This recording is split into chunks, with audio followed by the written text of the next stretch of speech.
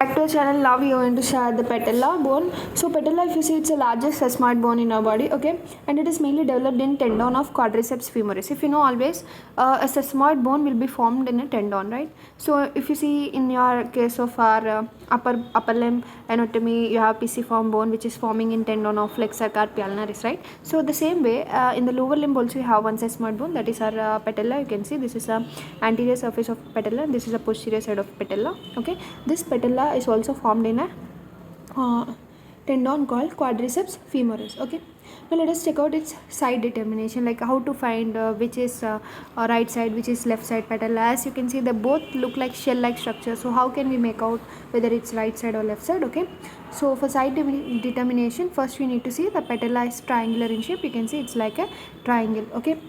And its apex is non-articular posteriorly. This is the apex, non-articular posteriorly, okay. And the anterior surface is rough, non-articular, and upper 3/4 of posterior surface is smooth and articular. This is a smooth surface and it's articular surface, okay.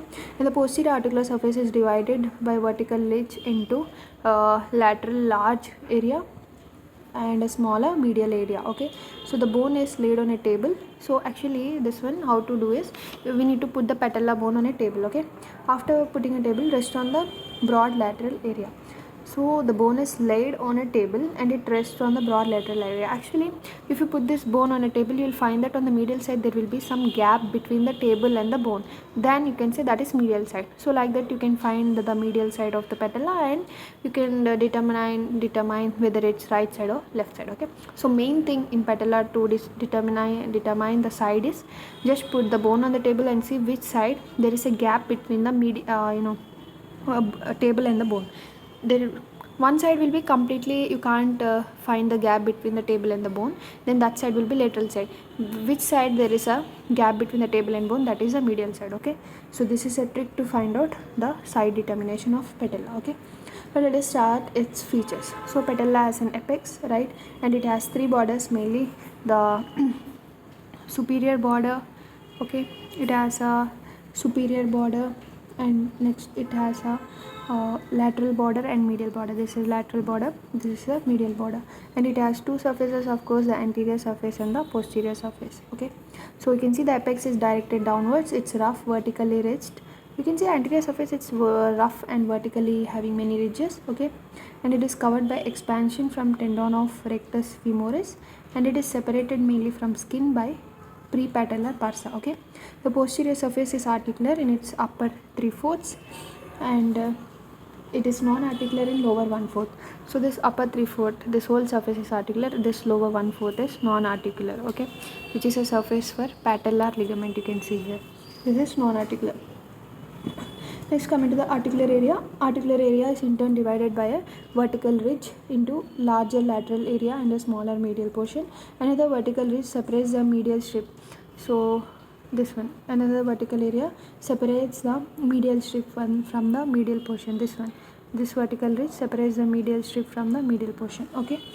And the strip articulates with the reciprocal strip on medial side of intercondylar notch of femur during full flexion, okay. And the rest of the medial portion and the lateral portion of articular surface are divided by two transverse lines into three pairs of facets. So they are divided into three pairs of facets by two transverse lines, okay. So during different phases of movements of knee, different portions of patella articulate with femur. The lower pair of articular facets articulate during extension. The lower pair means this side, okay. They articulate during extension, okay. And the middle pair during beginning of flexion, and upper pair during mid flexion, and medial strip during full extension. So according to the type of movement, the type of part of patella will be having movement. Now coming to attachments on patella, if you see the superior border or base, which mainly gives insertion to rectus femoris in front. So this base gives insertion to rectus femoris in front and also to vastus intermedius behind. So in front to rectus femoris, in back to this back side, you can see backside to vastus intermedius. Okay, and coming to the lateral border provides insertion to vastus lateralis in upper 1/3 or half, and the medial border provides insertion to vastus medialis in upper 2/3.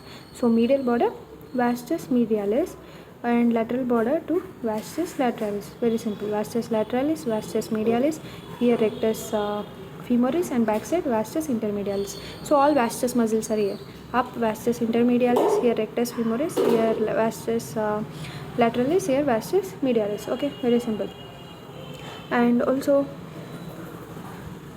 the non-articular area, you can see this non-articular area on the posterior surface provides attachment to ligamentum patellae below, and it is related to infrapatellar pad of fat above. Done. So finally we'll talk about the clinical anatomy. The patella has a natural tendency to dislocate outwards because of outward angulation between the long axis of thigh and leg. So this is prevented by bony factor, that is the lateral edge of patellar articular surface of the femur is deeper than medial edge. So actually what it means is the bony factor, that the lateral edge of patellar articular surface, this lateral edge, if you see this lateral edge, this is this is deeper than the medial edge. This is deeper than the medial edge. Okay, and the muscular factor, that insertion of vastus medialis on medial border of patella extend to a lower level than of vastus lateralis. Okay, and as coming to the patella, probably improves the leverage of quadriceps femoris by increasing the angulation of line of pull on leg, and however removal of patella does not interfere with the function of knee joint. That is important. Coming to the fracture of patella, should be differentiated from bipartiate or tripartite patella. You can see here, this is bipartite patella on left side and right side bipartite. Actually sometimes patella will be like this, two types, so we need to differentiate whether this is bipartite patella or whether this is fracture. Okay, don't confuse between this. Now finally coming to ossification of patella, last part. The ossification of patella from several centers which appear like from 3 years of age to 6 years, and the fusion will complete at puberty. So 1 or 2 centers are present at superior lateral angle of patella. So superior lateral angle, here 1 or 2 centers will be forming here, may form separate pieces of bone. Such a patella is known bipartite or tripartite. This condition is bilateral and symmetrical. So only sometimes from here they will form bipartite like that.